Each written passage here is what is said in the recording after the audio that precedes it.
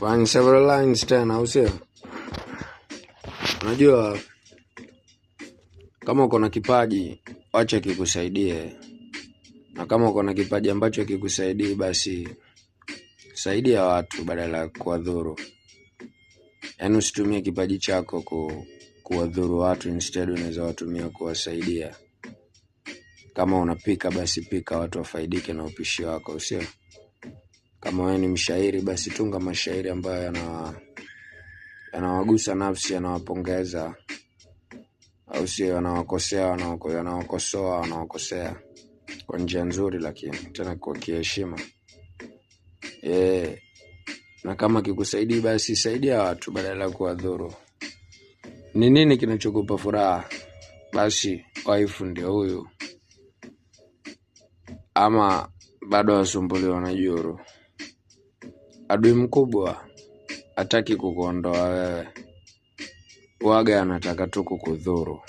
Tena anataka kudhuru vile vyote ambavyo unavyovipenda, ndo uhangaike. Na ukishajua hizi mbinu, basi kosa vyote, ila usikose matumaini na hope ya kufanikisha. Ndo wewe na jamii nyote mfaidike.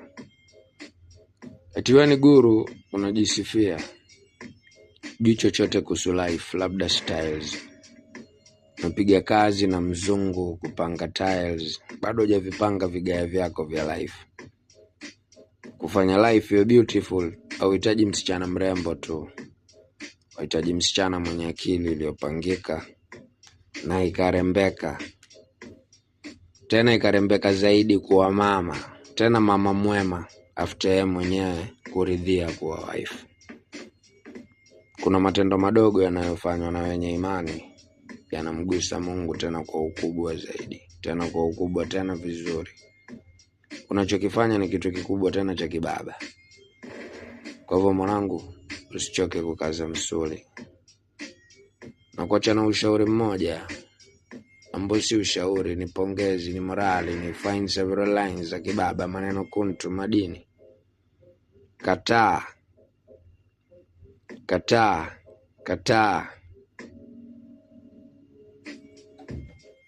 Sio vitu vyote unafaa ukataa. Kubali zile vizuri, kataa zile mbaya. Usione vibaya kusema no. No ni kitu poa, tena cha busara. Tena unafaa kusema no ya uhakika kwa zile vitu ambao una mpango nazo, zile vitu ambao mwenyewe unajua sio fully. Lakini unafaa kukubali kusema yes kwa zile vitu ambao mwenyewe unajua hizi maridadi zitakupeleka pale ambapo